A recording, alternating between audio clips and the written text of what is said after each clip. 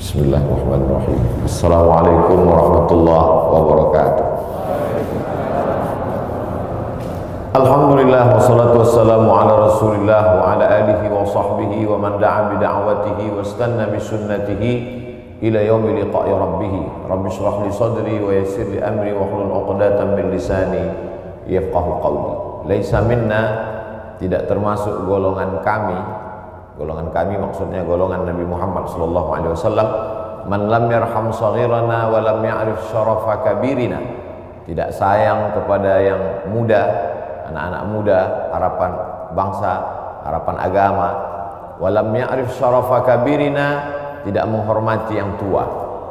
Maka anak-anak muda yang menyambut tadi di depan, mudah-mudahan dijaga Allah dari segala perbuatan maksiat, selamat dari narkoba, selamat dari zina, selamat dari LGBT. Kita sayangi mereka karena itu bagian dari cara yang diajarkan Nabi Muhammad SAW.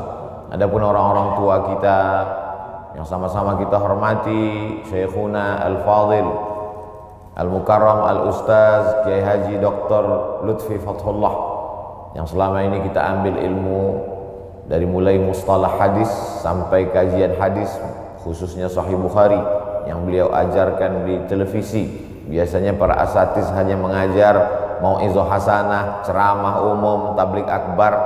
Rasanya sepengetahuan saya dari beliaulah kita dapat hadis-hadis Sahih Bukhari berurutan dari awal sampai akhir. Mudah-mudahan panjang umur, sehat badan, bermanfaat buat umat. Pengurus dari mulai ketua seluruhnya tak dapat saya sebutkan. Masjid Agung Sunda Kelapa, jamaah tetap yang berhadir, yang langsung online maupun langsung offline bersama kita subuh ini, maupun yang mengikuti melalui online, melalui rekaman. Insya Allah apa yang kita lakukan subuh ini menjadi amal soleh yang dapat kita jadikan bekal menghadap Allah Subhanahu wa ta'ala. Kullu amrin zibalin, semua amal yang baik, walam yubda bi bismillah, kalau tidak diawali dengan nama Allah, fahuwa aqta, maka amal itu putus. Dia hanya sekedar rutinitas semata, tak dapat dibawa sebagai amal ketika menghadap Allah Subhanahu wa ta'ala. Maka segala sesuatu diawali dengan ada dua bentuk. Satu disebut dengan bismillah, dalam riwayat lain disebut dengan bihamdillah. Dua-duanya kita pakai. Dimulai dengan bismillah, bismillahirrahmanirrahim. Dimulai dengan alhamdulillah, alhamdulillahirabbil alamin. Setiap majelis, kalau di majelis itu tidak disebut namanya, maka majelis itu menjadi anta najifah, majelis bangkai, busuk dan berbau. Maka namanya kita sebut Allahumma salli ala sayyidina Muhammad wa ala ali sayyidina Muhammad. Allahumma salli ala sayyidina wa maulana wa syafi'ina wa dzukhrina Muhammad wa ala ali Muhammad. Dia disebut dengan sayyidina karena dia sendiri menyebut namanya sayyidina. Ana sayyidu waladi Adam, aku ini adalah pemimpin anak cucu Adam. Maka kita menyebutnya sayyidina. Kita menyebutnya maulana karena dia sendiri menyebut dirinya maulana. Man kuntu maulahu, siapa yang menganggap aku sebagai pemimpinnya, fa'ali maulahu, maka Sayyidina Ali pun pemimpinnya. Maka kita menyebutnya maulana. Kita juga menyebutnya syafi'una karena dia syafi'un musyaffa', dia pemberi syafaat karena dia diberi kuasa oleh Allah Ta'ala untuk memberikan syafaat. Maka kita menyebutnya syafi'ina Muhammad sallallahu alaihi wasallam, dan kita bangga menjadi umatnya. Lau kana Musa hayyan ma wasa'ahu illa ayat tabi'ani. Seandainya Nabi Musa itu hidup, maka dia pasti akan mengikuti aku, kata Nabi Muhammad sallallahu alaihi wasallam.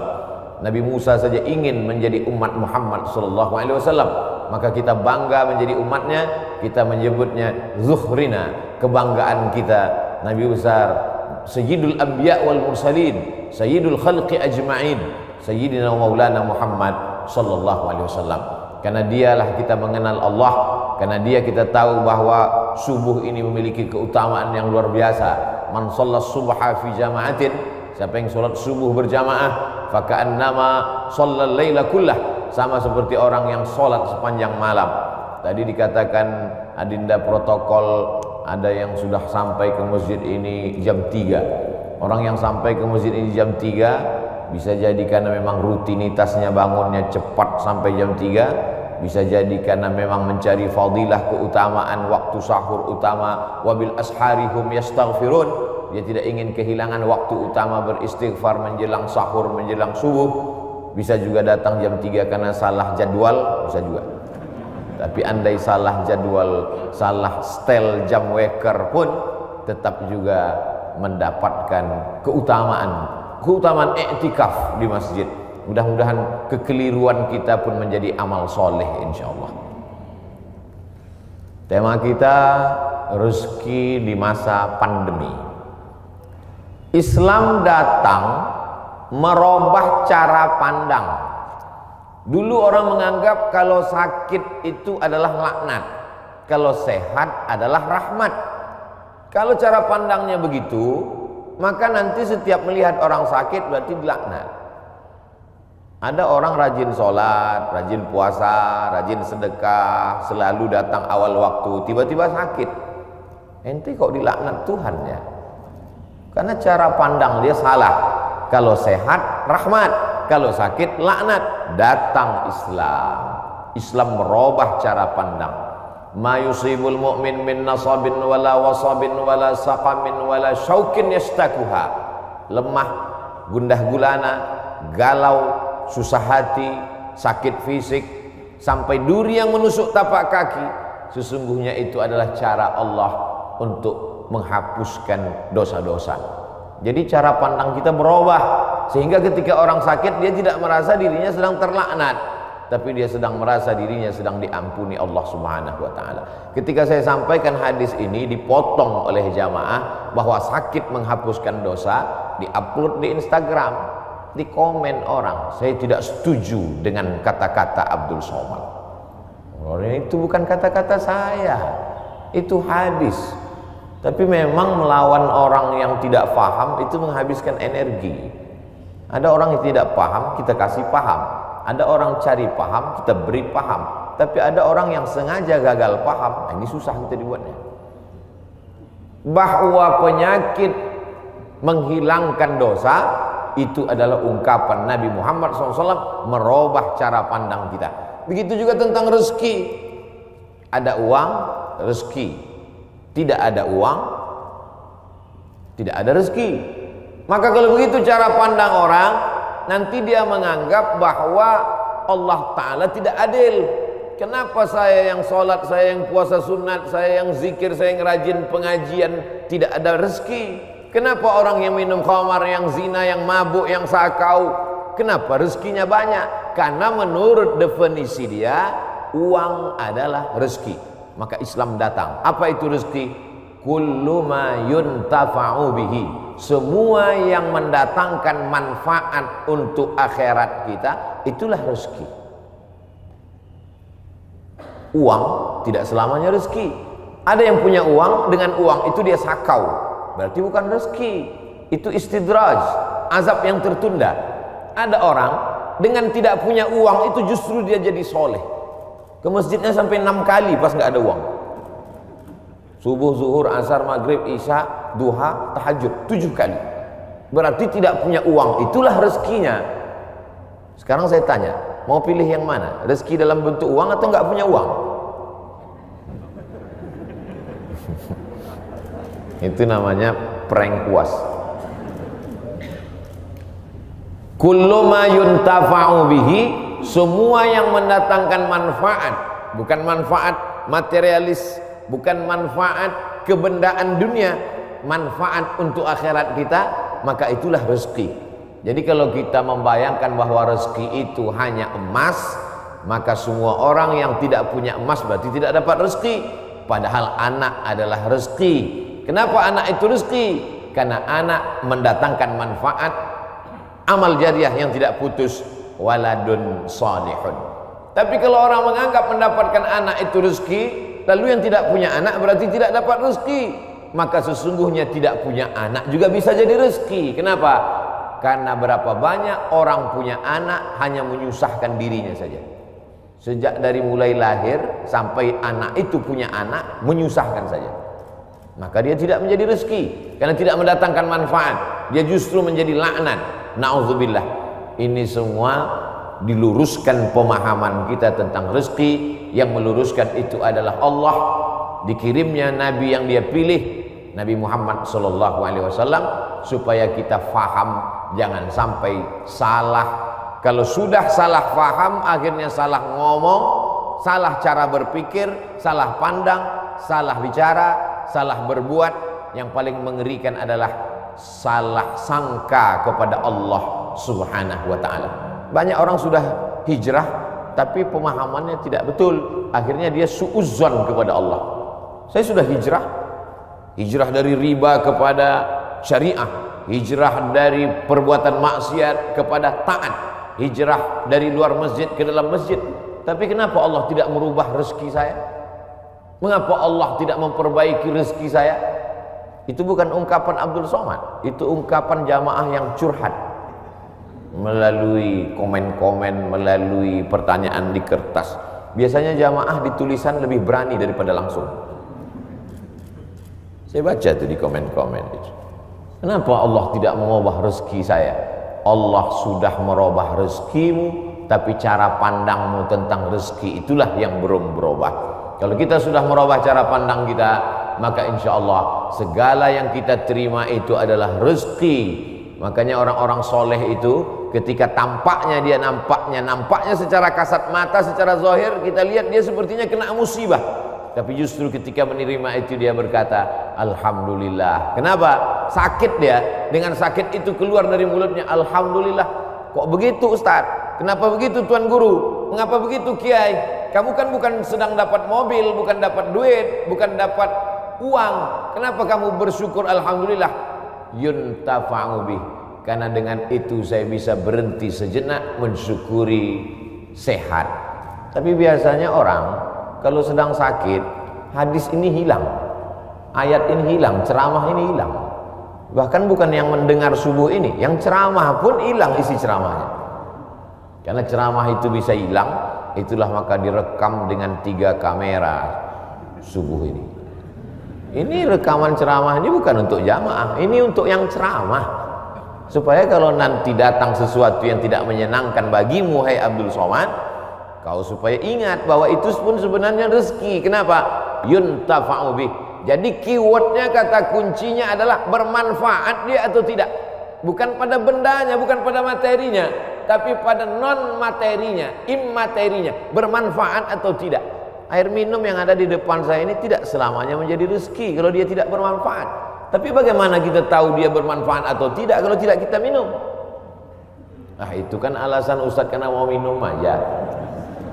Saudara yang dimuliakan Allah Subhanahu wa ta'ala, ada yang menyebabkan manusia ini menjadi tidak bersyukur. Di antaranya adalah karena dia tidak melihat sesuatu itu dari hakikatnya, hak kebenarannya. Mengapa dia mesti ada? Kalau dia lihat itu pada hakikatnya, maka dia akan bersyukur kepada Allah Subhanahu wa ta'ala. Musuh-musuh itu, haters, buzzer, itu pun juga adalah rezeki. Itu cara mengobati hati yang terlalu sakit kalau dibully orang. Kenapa? Karena dengan adanya dia, manusia menjadi sadar. Orang-orang yang terhormat dimuliakan. Saya begitu turun tadi disambut, dimuliakan, diiringi sampai kemari diberikan. Di mana-mana saya sholat sajadahnya 1. Di Masjid Sunda Kelapa berapa tadi sajadah? Uas. dihormati, dimuliakan. Itu kalau sering-sering begitu bisa jadi takjub, bisa jadi ujub. Tapi begitu kita diejek, dicaci maki, dibully oleh haters, oleh buzzer, yuntafa'u bihi, bermanfaat. Ini namanya rezeki dalam bentuk haters. Tidak selamanya rezeki itu dalam bentuk lovers. Jadi nanti buat judul kajian khusus untuk generasi milenial, rezeki between haters and lovers. Anak-anak muda itu judulnya, walaupun isinya itu juga. Cuman anak muda itu suka casingnya yang wow gitu, yang luar biasa. Nah, yang pertama pembahasannya adalah mesti paham secara istilah, secara bahasa apa itu rezeki. Saya tidak terlalu formal, lughatan wastilahan, etimologi, terminologi dan lain sebagainya, karena kajian subuh itu memang adalah kajian-kajian yang luar biasa karena godaan setan. Tapi kalau ada jamaah yang tertidur, kita tidak juga bisa salahkan karena dia sedang dapat rezeki. Karena tidur itu juga rezeki. Karena kata kuncinya adalah ma yuntafa'u bihi, bermanfaat, maka tidur juga mendatangkan manfaat. Ini jawaban untuk jamaah yang suka tertidur kalau melihat wajah ustaz. Dia kena penyakit insomnia, tidak bisa tidur. Bolak-balik makan obat, tidak bisa tidur. Tapi begitu khotib naik mimbar, langsung tertidur. Itu juga merupakan manfaat. Kenapa? Karena dengan tidur itulah kita. Saya terus terang menahan makan bisa, menahan minum bisa. Tapi kalau tidak tidur, makanya saya selalu minta istirahat. Kalau saya ceramah di perjalanan panjang, tolong siapkan panitia agak sejam, saya tidur dulu. Karena kalau tidak tidur, nanti takut salah ngomong, salah bicara, salah pandang. Yang terhormat Bapak RT, padahal dia lurah, tentu dia tersinggung karena salah pandang. Saudaraku yang dimuliakan Allah Subhanahu wa taala, pembahasan pertama adalah bagaimana kita mengerti hakikat sesuatu. Lalu kemudian yang kedua, barulah kita masuk bagaimana Allah taala menjamin rezeki. A'udzubillahi minasyaitonirrajim. Wa ma min dabbatin fil ardi illa 'alallahi rizquha. Semua yang melata di atas muka bumi Allah ini dijamin rezekinya. Semua yang melata, semua yang bergerak. Setelah diteliti oleh para ulama, dabbah artinya binatang, selalu diterjemahkan dabbah, dabbatul ardi, binatang yang berjalan di atas muka bumi ini dijamin Allah taala rezekinya. Kenapa disebutkan binatang? Kenapa tidak disebut wa ma min insanin, wa ma min nasin? Tidak ada manusia yang tidak dijamin rezekinya. Digunakan kata yang paling rendah, paling hina, paling kotor, binatang. Kalau binatang saja dijamin rezekinya, apalagi yang mulia. Karramna bani Adam ala katsirin minal khalqi wa faddalnahum tafdila. Di antara semua makhluk ini manusia yang paling mulia. Khalaqnal insana fi ahsani taqwim. Dari bentuk susunan fisiknya paling sempurna, dari bentuk keseimbangan antara akal dengan nafsunya juga sempurna. Ada yang satu ini nafsu aja, tak ada akal, binatang.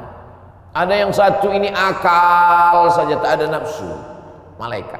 Makanya kalau ada teman kita nafsu aja, tak ada akal, kita udah tahu dia sama geng mana. Maka paling sempurna bentuknya, keseimbangannya manusia. Tapi Allah tidak sebutkan manusialah yang kujamin rezekinya, tidak. Allah sebutkan yang paling hina. Kalau binatang yang kotor tidak berakal saja dijamin Allah rezekinya, apalagi manusia. Maka ada ungkapan pepatah orang Melayu, rezeki musang tidak akan dihabiskan harimau. Rezeki musang tak akan pindah ke mulut harimau. Secara fisik harimau lebih besar, secara fisik harimau lebih buas, lebih gagah, lebih tajam taringnya. Raja hutan, raja rimba. Musang biasa saja. Bahkan ada musang yang paling keren ya kopi luwak, karena itulah makanan dia. Tapi rezeki musang tidak akan mungkin dihabiskan harimau. Kalaulah gara-gara harimau musang itu tidak makan, maka sudah lamalah musang itu punah dan musnah. tidak ada lagi di permukaan bumi. Tapi sampai hari ini musang masih tetap ada dan harimau pun tetap ada. Begitu Allah Subhanahu wa taala mencari, menyediakan rezekinya. Binatang yang melata, melatanya tidak pula di atas tanah. Justru dia unik. Kalau binatang yang lain kakinya di atas tanah, kepalanya, dia justru terbalik. Justru kaki dia yang ke atas, dia yang ke bawah. Bukan Spiderman, cicak. Makanannya pun luar biasa. Yang dia makan tidak melata tapi yang terbang, nyamuk. Bisa juga dia makan. Jadi kalau ada orang dikasih Allah Ta'ala tangan, kaki, kudrat, iradat, kemauan, kehendak, dikasih Allah Ta'ala akal sehat, badan sehat, segar bugar, tapi cemas dengan rezekinya, dia mestinya malu dengan cicak. Kemudian bagaimana Allah Subhanahu wa taala membagi rezeki itu? Lau tawakkaltum 'alallah haqqa tawakkulih. Kalau kamu bertawakal kepada Allah sebenar-benar tawakal, la razaqakum kama ruziqat thair. Kamu diberi Allah rezeki sebagaimana seekor burung mendapatkan rezeki. Bagaimana seekor burung mendapatkan rezeki? Taghdu khimasan wa taruhu bitanan. Terbang keluar sarang pada waktu pagi dalam keadaan perut kosong dan pulang dalam keadaan perut kenyang. Sampai hari ini belum ada burung yang tidak mau terbang karena khawatir dapat rezeki atau tidak. Burung merpati terbang tinggi, tahu dia di mana letak sarangnya dan pulang dia dalam keadaan perut kenyang. Padahal yang diberikan Allah kepada dia cuma dua, paruh dengan cakar kakinya. Dengan dua itu bisa dia makan. Uniknya burung-burung ini adalah makanannya berada di dalam air, dia di atas udara, lalu kemudian dia hanya sebentar saja memantau, masuk dia ke dalam dan bisa diangkat kembali. Kalau tidak percaya pada isi ceramah saya ini, sering-sering nonton film yang isinya binatang aja, tentang flora dan fauna, tentang hewan, tentang burung. Aneh dan uniknya, yang menyuruh kita untuk mempelajari binatang hewan ini adalah Allah SWT. Tapi yang mempertontonkan kita, kameramennya sampai berbulan-bulan di dalam hutan untuk menampilkan, hanya memperlihatkan seekor burung bisa menangkap seekor ikan, untuk memperlihatkan bagaimana Allah membagi rezeki kepada kita. Sesungguhnya di balik konten yang luar biasa ada kameramen yang sangat tersiksa. Jadi besar sekali jasa kameramen. Jadi nanti kalau beberapa hari ini akan keluar gambar Abdul Somad ceramah di Masjid Sunda Kelapa, sedang begini-begini, itu kameramen yang luar biasa. Ini kameramen insya Allah masuk surga sama kamera-kameranya sekalian. Saudara yang dimuliakan. Cuman kameramen kalau bisa matanya harus seimbang. Jadi jangan selamanya begini. Jadi sekali-sekali begini, sekali-sekali. Saya khawatir nanti setelah tua matanya begini. Selalu ada keseimbangan. Saudara yang dimuliakan Allah SWT, kamera itu pun juga adalah rezeki. Kenapa? Yuntafa'u bihi. Kapan kamera menjadi rezeki? Ketika dia bermanfaat.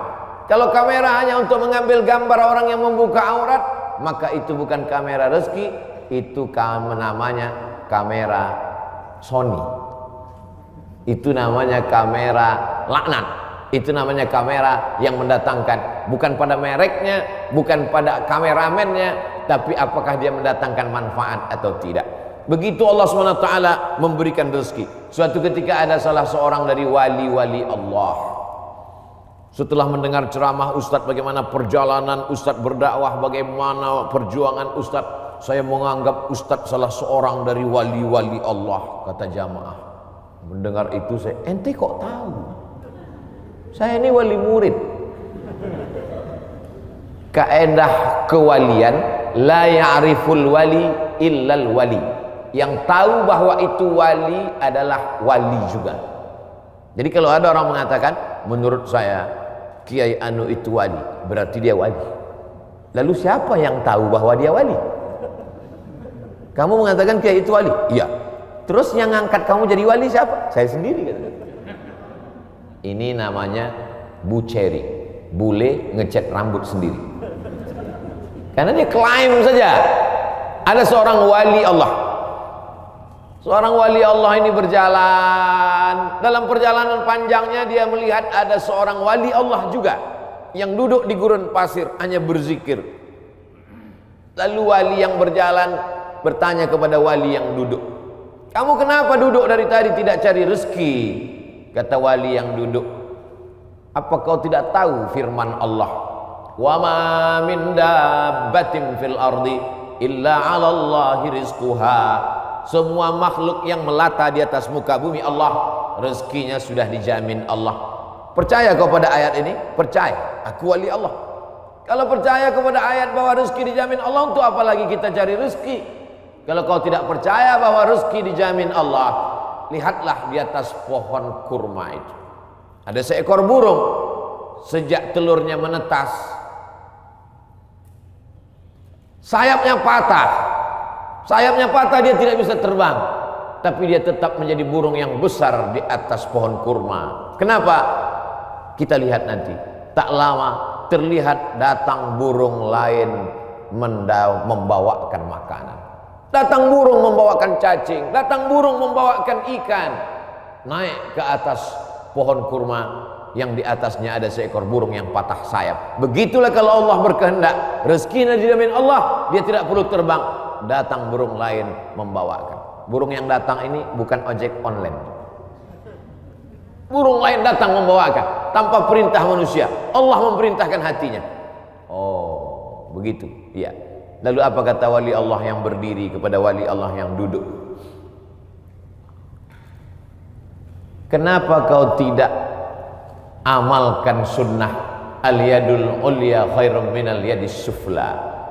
Kenapa engkau tidak memilih menjadi burung yang mendatangkan cacing dan ikan? Kenapa justru memilih menjadi burung yang duduk menunggu makanan datang?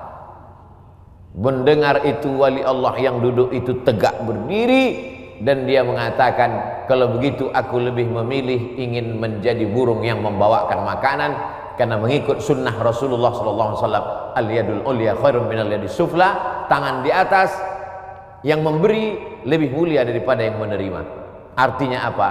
Dengan rezeki, mencari rezeki, punya rezeki bermanfaat, maka orang itu lebih tinggi derajatnya daripada beriman, yakin, tapi hanya menanti, menunggu. Makanya dalam Islam diajarkan al-mu'minul qawiyyu, seorang mukmin yang kuat. Kuat fisiknya, kuat otaknya, kuat ilmunya, kuat finansialnya, kuat duitnya.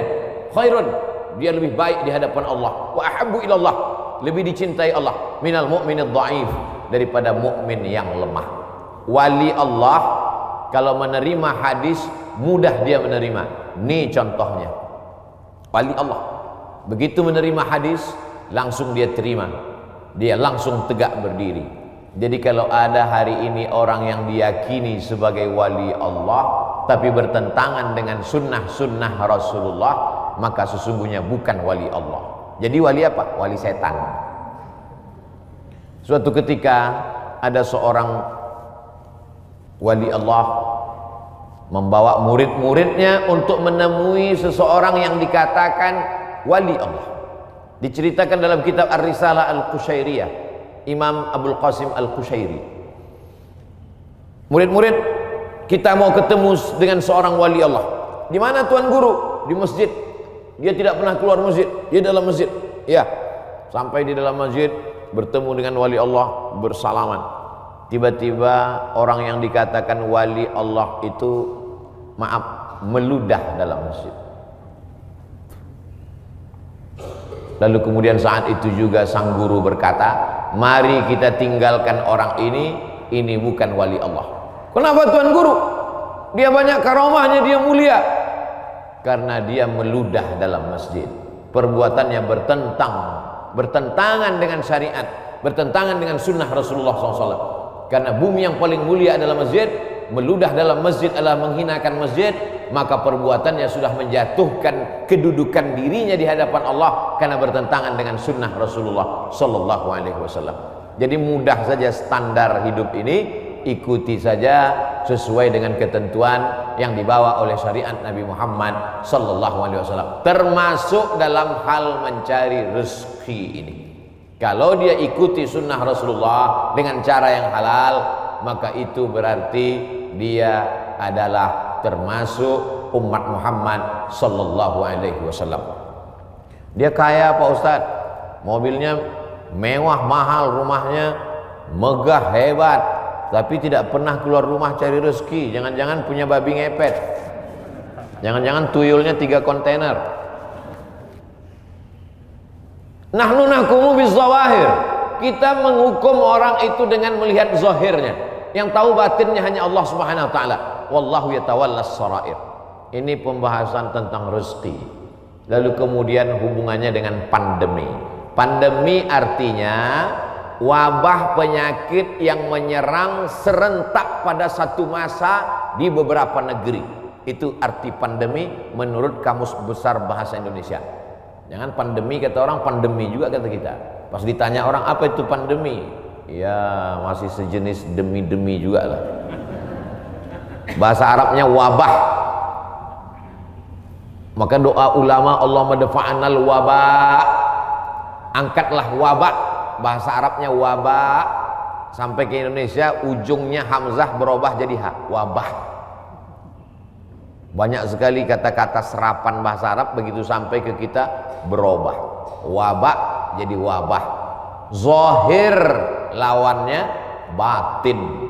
Telapak tangan ini batin, ini zahir. Kenapa ini disebut batin? Karena tertutup. Kenapa ini disebut zahir? Karena terlihat. Oh kalau begitu ini bisa juga disebut batin tertutup Pak Ustaz? Enggak, karena yang bisa tertutup cuman ini. Siapa yang bisa menutup ke sini? Enggak bisa. Maka ini disebut batin. Zahiruha wa batinuha, zahir dan batin. Sampai ke Indonesia berubah. Mohon maaf, lahir dan batin. Tidak apa-apa, kita teruskan saja kekeliruan itu karena sudah menjadi umum. Ada nama kamus bahasa Arab khotok sya'i', khotok salah, sya'i' tapi populer. Ternyata kalau salah tapi populer, diteruskan saja kesalahan itu. Nah, kembali kepada pandemi, wabah. Wabah ini bukan sesuatu yang baru. Ada kota namanya Yathrib. Yathrib itu artinya kota yang banyak wabah penyakit. Nabi selalu merubah nama yang tidak baik kepada nama yang baik. Kamu mau kemana? Saya mau ke kampung wabah. Namanya saja sudah membuat kita memberikan efek negatif. Nama Abdul Somad, tempat tanggal lahir wabah COVID-19. Maka memberikan efek yang tidak baik. Maka Nabi merubah nama yang tidak baik. Yathrib dirubah Nabi namanya menjadi Al-Madinah Al-Munawwarah, kota peradaban yang terang benderang. Kenapa terang benderang? Ketika Nabi datang ke sana, maka terang benderanglah hati mereka, terang benderang pikiran mereka, terang benderang kota Madinah. Mereka sambut dengan Tola'al Badru alaina. Badru artinya bulan purnama yang terang benderang. Kalau bulan itu bulat, namanya Badar. Kalau bulannya masih sabit, namanya hilal. Yang selalu dicari-cari orang, hilal. Hati-hati kalau ibu punya suami hilal. Saudaraku yang dimuliakan Allah Subhanahu wa taala. Maka pandemi, wabah menyebar sudah terjadi sejak lama. Makanya dalam hadis dikatakan al-mat'unu syahid. Orang yang meninggal karena wabah ta'un, wabah penyakit, pandemi, maka dia mati syahid. Saudara kita, sahabat kita, kawan kita, tetangga kita, satu sekolah dengan kita, meninggal dunia. Berikan kabar gembira kepada istrinya kalau suaminya meninggal. Sabar Pak, dia meninggal sebagai seorang syahid. Wala taqulu liman yuqtalu fi sabilillahi amwat. Jangan kau katakan orang yang mati syahid itu mati, bal ahya, mereka hidup. Tapi mereka meninggalnya ketika mau Idul Fitri, Pak Ustadz, bajunya sudah dibeli. Ada yang lebih sayang kepada dia daripada kita. Kita tidak tahu entah apa amal dia sehingga Allah memilih dia untuk berhari raya bersama para malaikat, bersama Allah Subhanahu wa taala. Maka mendengar cerita kita itu lapang dadanya. Kata-kata kita mestilah menjadi setawar sedingin, menawarkan hati yang luka, mendinginkan hati yang panas dari ucapan kata-kata yang menyejukkan.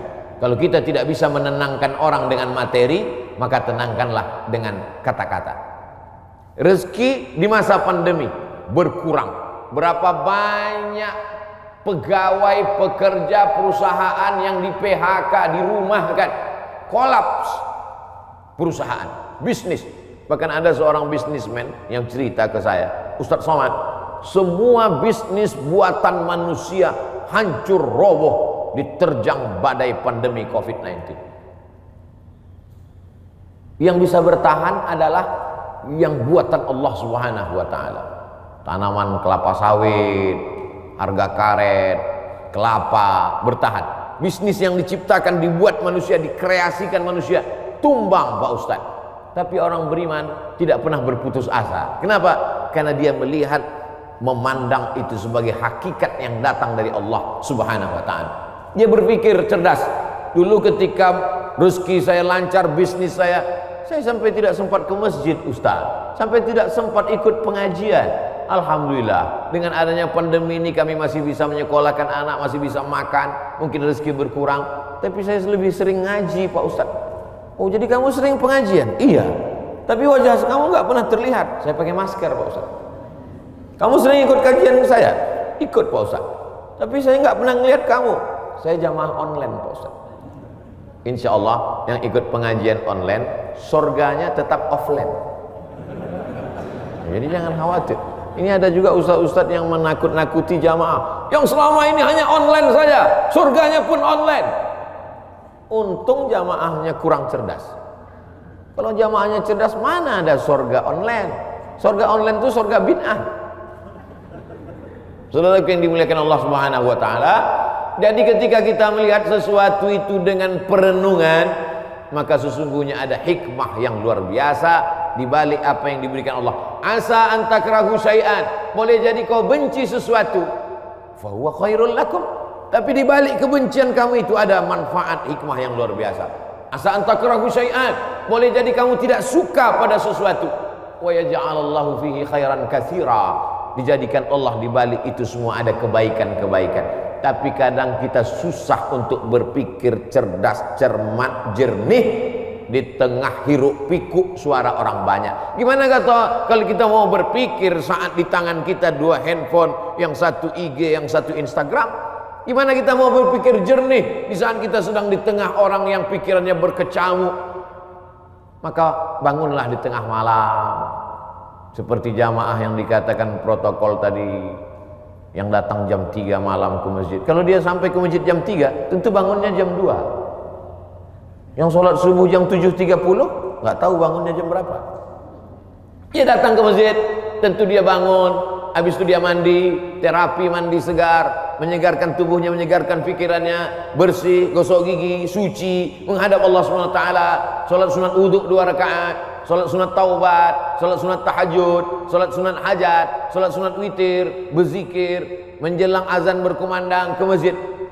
Jernih pikirannya melihat ini. Kalaulah orang rezekinya seret, rezekinya mampat, lalu kemudian dia alihkan konsentrasinya untuk melepaskan sejarah kerisauannya dengan narkoba, dengan khamar, dengan pergaulan bebas, sesungguhnya dia hanya sedang mengalihkan satu masalah kecil, sedang dia alihkan kepada masalah yang besar. Gimana ibu? Bisnisnya sejak COVID ini makin turun atau makin? Alhamdulillah Pak Ustaz, alhamdulillah ada COVID. Alhamdulillah pula dia bilang ada COVID. Kenapa? Selama ini saya kalau mau buka usaha mesti sewa ruko, mesti sewa tempat. Hari ini saya bisa bisnis online Pak Ustaz. Saya cukup buat pasang iklan, masak di dapur sendiri, menggunakan jasa teman-teman yang bisa mengantar, akhirnya makan. Berapa banyak saudara-saudara kita yang hari ini bisnisnya tetap berjalan. Dengan cara apa? Dengan cara online. Cara menyampaikan makanannya saja yang online, makanannya tidak online. Bukan berarti makanan itu digambar lalu dikirim. Makanannya tetap diantarkan dan berjalan. Kenapa? Karena ketika kita duduk dengan tenang, maka akan ada ide-ide yang diberikan Allah Subhanahu wa taala. Yang menenangkan hati itu siapa? Allah. Huwallazi anzala sakinata. Allah taala yang menurunkan ketenangan fi qulubil mu'minin, ke dalam hati orang beriman. Tapi tidak semua bisa begini. Apotik, jual obat, minyak kayu putih, haba sauda, madu. Justru di musim-musim ini peningkatannya luar biasa. Kenapa? Karena orang takut. Kalau orang takut, dia cemas, dia ngeri, dia suka minum herbal, lalu kemudian dia dengarkan hadis yang disampaikan Ustaz. Habbatus sauda syifaun min kulli da. Habba sauda, jintan hitam, Arab, obat dari segala macam penyakit. Yang tidak bisa diobatinya hanya tua dan mati saja. Yang lain daripada itu bisa diobatinya. Alaikum bisyifa'aini, hendaklah kamu berobat dengan dua penyembuh, al-asal, madu, wal Qur'an. Wa nunazzilu minal Qur'ani ma huwa syifa'. Kami turun Al-Qur'an itu sebagai obat, sebagai penyembuh, sebagai penawar. Maka diamalkan mereka ruqyah, habba sauda, herbal, madu, jintan, qastul hindi, maka luar biasa. Tapi saya tidak bisa berpindah dari bisnis ini ke sini, Pak Ustaz. Loh, yang mengatakan engkau tidak bisa bisnis dari pakaian ke herbal itu siapa? Kita sendirilah yang mengkerangkeng pemikiran kita. Kita yang membuat aturan, kita yang membuat diri kita terjebak. Saya sudah usaha pakaian, maka saya tidak bisa berpindah ke usaha lain. Yang membuat kaedah itu diri dia sendiri, dia sendiri membuat kerangkeng, dia sendiri yang berada di dalam, dia sendiri yang menguncinya. Itu sama seperti orang yang membuat kerangkeng besi, dia masuk ke dalam, dia kunci dari dalam, dia buang kuncinya keluar. Dia mengkerangkeng dirinya. Kamu bisa berpindah dari dagangan pakaian ke jualan herbal, berpindah dari berdagang bisnis ini beralih ke sini. Itu adalah pilihan yang ada pada diri kita sendiri. Ada pilihan yang tidak bisa kita pilih. Abdul Somad menjadi orang Melayu, datang dari pulau Sumatera, itu tidak bisa kita memilih. Saya tidak bisa memilih. Malaikat tidak pernah dulu memberikan saya pilihan di alam rahim, Abdul Somad, kau mau jadi orang mana? Mau jadi orang Amsterdam atau mau jadi orang Riau? Tak ada. Itu bukan pilihan saya. Itu pilihan takdir dari Allah Subhanahu wa taala. Tapi ada masanya kita bisa memilih antara bisnis ini atau ini, beralih ini atau ini. Ustaz, ada yang mau saya tanyakan Ustaz? Ya silakan. Bolehkah saya beralih bisnis? Boleh. Yang tak boleh beralih ke lain hati. Saudaraku yang dimuliakan Allah Subhanahu wa taala. Jadi bagaimana tiba-tiba pikiran kita menjadi sempit sampai tidak nampak solusi? Bagaimana tiba-tiba hati kita ini menjadi beku sampai semuanya terasa menyulitkan, menyusahkan kita? Maka Allah Subhanahu wa taala memberikan kita kelapangan. Man lazimal istighfar, siapa yang melazimkan istighfar, mengistiqomahkan, mengamalkan istighfar, ja'alallahu lahu min kulli dhiqin makhraja. Habis waktu ceramah. Oh, matahari terbit. Hebatnya di Masjid Agung Sunda Kelapa. Setiap matahari terbit bunyi alarm. Setiap matahari terbit bunyi alarm. Setiap matahari terbit bunyi alarm. Lama-lama jamaah mengambil kesimpulan bahwa kalau alarm tidak berbunyi, matahari tidak terbit.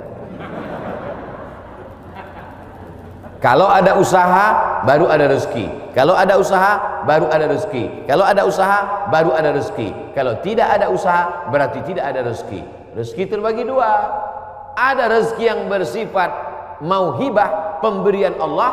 Ada rezeki yang bersifat al-kasbu, usaha.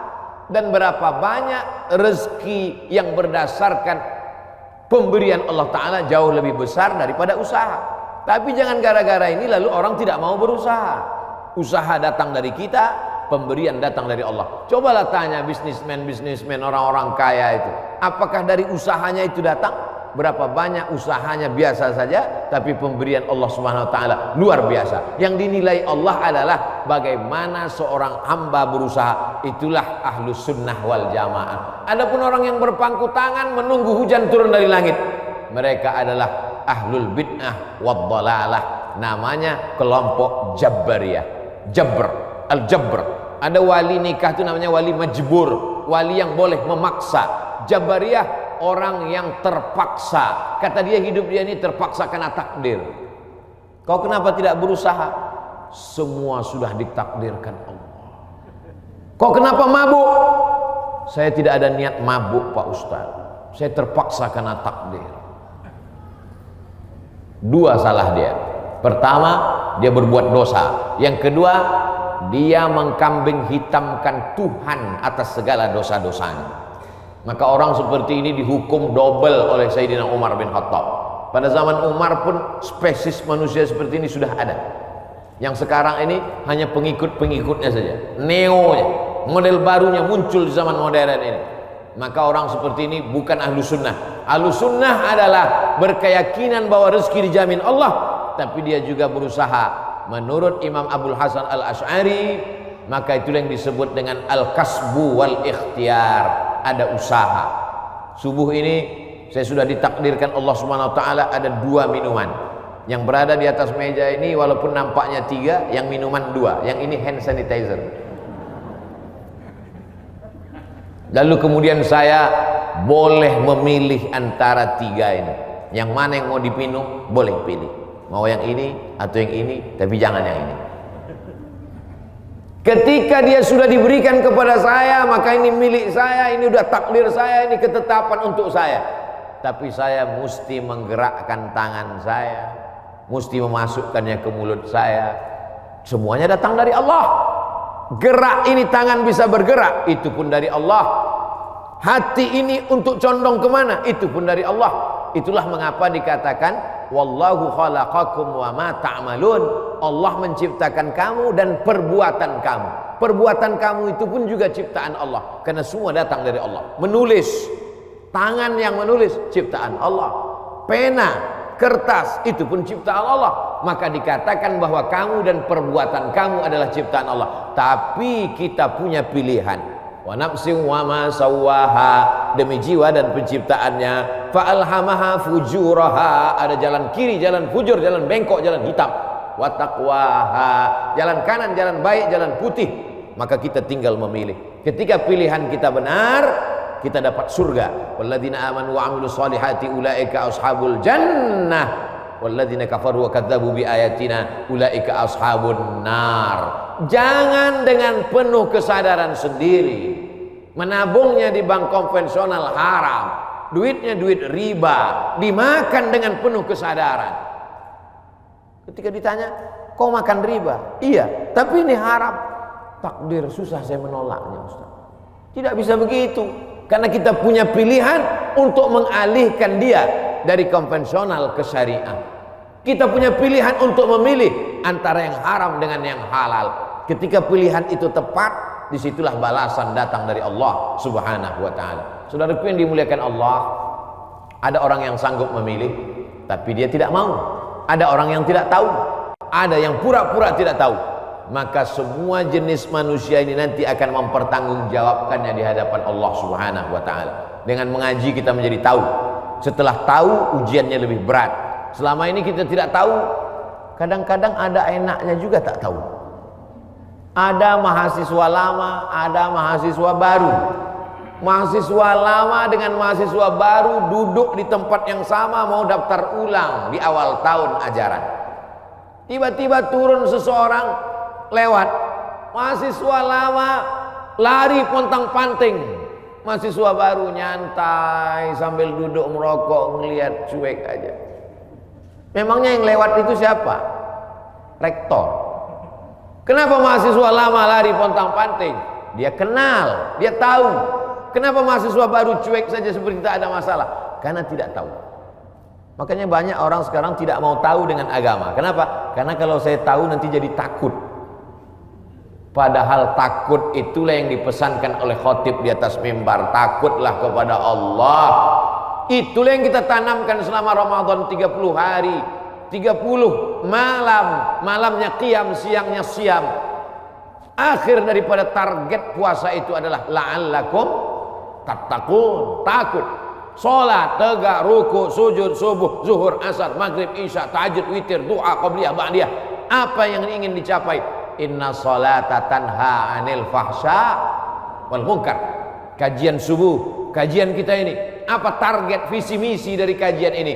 Kajian ini supaya takut kepada Allah, jangan sampai makan haram, jangan gara-gara pandemi ini lalu kita kemudian berubah keyakinan.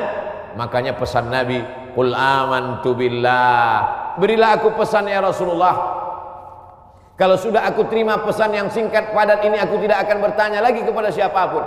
Katanya, amantu billah, katakan aku beriman kepada Allah. Tsumastaqim, istiqamah.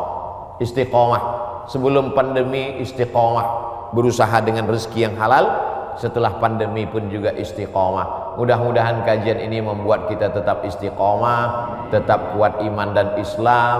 Kita sampaikan kepada sahabat jamaah semuanya bagaimana menghadapi pandemi tetap dengan rezeki yang halal. Mudah-mudahan kita selalu dalam ridho Allah Subhanahu wa ta'ala. Lebih kurang 60 menit, kurang-kurang sedikit mohon dimaafkan. Saudaraku yang dimuliakan Allah Subhanahu wa taala, itu yang dapat saya sampaikan pada subuh kali ini. Aqulu qauli hadza astaghfirullah li wa lakum. Selanjutnya saya kembalikan ke protokol. Wassalamualaikum warahmatullahi wabarakatuh.